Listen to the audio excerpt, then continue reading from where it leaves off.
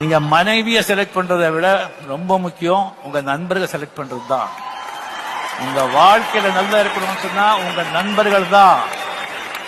அது ரொம்ப ரொம்ப ரொம்ப முக்கியம். நான் கூட இப்போ கூட எனக்கு ஒரு 2-3 நண்பர் இருக்காங்க.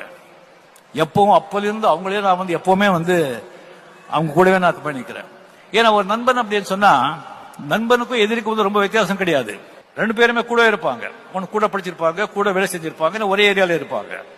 உங்க எதிரியை நீங்க குடும்பத்தில் இருந்தா அண்ணாநகர்ல இருக்க மாட்டான், கூடவே திஸ்டிங் இருப்பான். ஒண்ணு என்னன்னு சொன்னா உன் நண்பன் அப்படின்னு சொன்னா உள்ள ஒண்ணு வச்சுக்க மாட்டான், எல்லாத்தையும் வெளியே கொட்டிடுவான், எல்லாத்தையும் வெளியே சொல்லிடுவான்.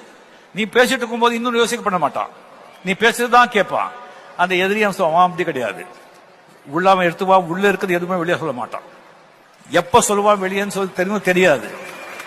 உள்ள ஒண்ணு திங்க் பண்ணிட்டு இருப்பான். நம்ம சொல்றது வெளியும் சொல்லுவான்.